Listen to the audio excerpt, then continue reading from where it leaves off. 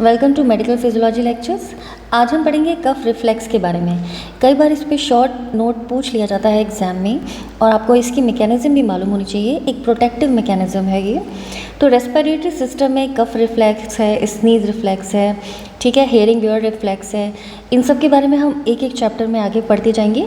Short notes पूछे जाते हैं प्लस इसमें MCQ क्वेश्चंस पूछे जाते हैं। तो कफ रिफ्लेक्स हम सब जानते हैं कि जब भी कोई पार्टिकल हमारे खाने के टाइम पे ट्रैकिया में चला जाता है या ज़्यादा म्यूकस की वजह से कई बार कफ खांसी आती है, तो होता क्या है कि यूजुअली कफ रिफ्लेक्स वो मैकेनिज़्म है किसी भी फॉरेन पार्टिकल के अंदर या ट्रैकिया या ब्रोंकियल्स तक पहुंचने की वजह से हम ज़ोर से खांसते हैं। तो वो खांसने की वजह से 2-3 बार के अंदर एक रिलैक्सफुल हमें फील होता है। तो वो रिफ्लेक्स कैसे इनिशिएट हुआ और उससे हुआ क्या, तो इसके बारे में पूरा पढ़ेंगे हम कफ रिफ्लेक्स के बारे में। तो usually larynx, bronchi, trachea, carina, these are very sensitive to light touch. अगर कोई छोटा सा स्मॉल सा पार्टिकल भी टच कर जाता है इसको, तो ये जो एरिया है बहुत सेंसिटिव हो जाता है। यहाँ के जो रिसेप्टर्स हैं, टच रिसेप्टर्स, वो स्टिमुलेट हो जाते हैं। तो slight amount of foreign matter या अदर कोई भी particle cause irritation that initiate cough reflex. ये किस तरह से होता है आगे? टर्मिनल ब्रोंक्यूल्स इवन एल्वुलाई, चाहे वो टर्मिनल ब्रोंक्यूल्स हो या कोई एल्वुलाई हो, ये बहुत ही सेंसिटिव होते हैं कोरोसिव केमिकल स्टिमुलाई के लिए। फॉर एग्जांपल कि अगर सपोज कोई सल्फर डाइऑक्साइड गैस है, कोई क्लोरीन गैस है, तो पार्टिकल्स से रिलेटेड जो इरिटेशन होती है वो सबसे ज़्यादा होती है लैरिंग्स, ब्रोंकाई, ट्रैकिया के एरिया में। और टर्मिनल ब्रोंक्यूल्स और इवन एल्वुलाई में जो स्टिमुलेशन होता है या इरिटेशन होता है जिसकी वजह से कफ रिफ्लेक्स इनिशिएट होता है, वो होता है किसी कोरोसिव केमिकल स्टिमुलाई की वजह से। तो कफ रिफ्लेक्स स्टिमुलेट हुआ इन दोनों में से किसी भी कारण की वजह से। अब ये स्टिमुलेट कैसे होता है, इसकी मैकेनिज्म हम पढ़ते हैं। मैकेनिज्म क्या है इसकी कि afferent nerve impulse from respiratory passage, respiratory passage से आफ्रेंट नर्व इम्पल्स जो है वेगस नर्व के थ्रू जाते हैं मेडुला ऑफ द ब्रेन। अब समझते हैं कि आफ्रेंट नर्व, दो तरीके की नर्व फाइबर्स होते हैं, एक होता है आफ्रेंट, एक होता है ईफ्रेंट, ठीक है। जो आफ्रेंट होते हैं ये सेंसरी होते हैं, यानी सेंसरी इंफॉर्मेशन कैरी करते हैं, और जो ईफ्रेंट होते हैं ये मोटर होते हैं, यानी ब्रेन से जो भी कमांड होती है वो लाके पर्टिकुलर ऑर्गन या टिश्यू को सप्लाई करते हैं।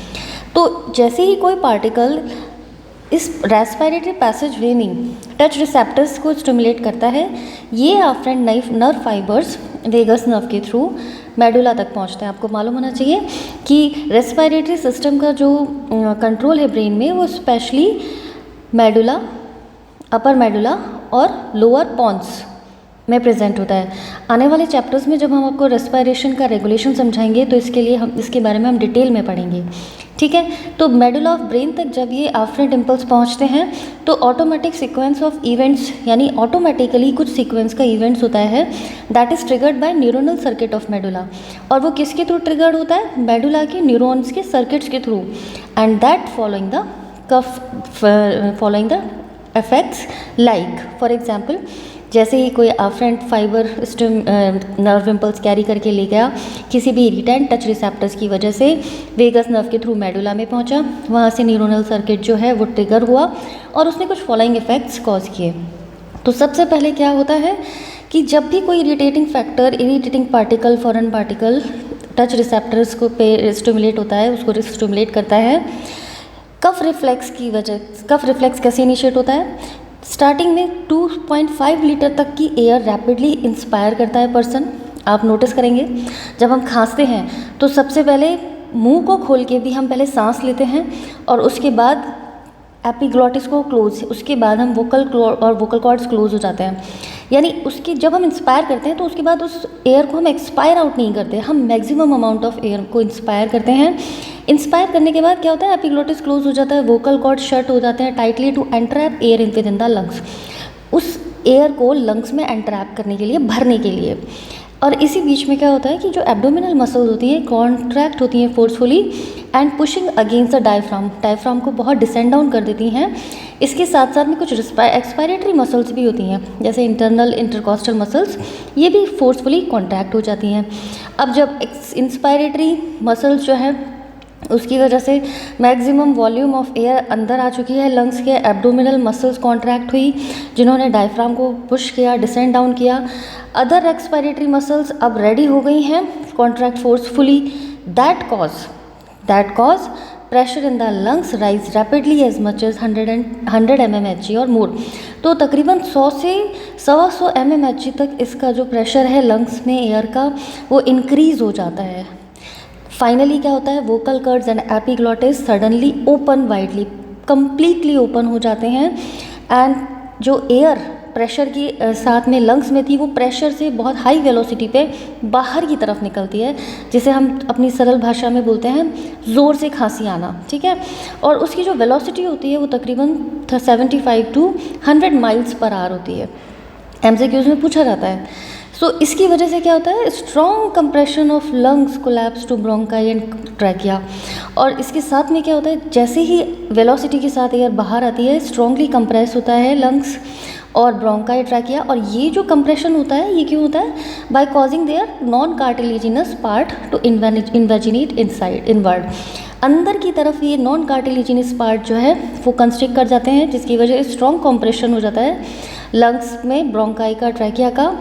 सो एक्सप्लोडिंग यानी आवाज़ करते हुए ज़ोर से बहुत फोर्स के साथ air actually passes through the bronchial and tracheal islets, और एयर जो है रैपिडली बाहर आती है।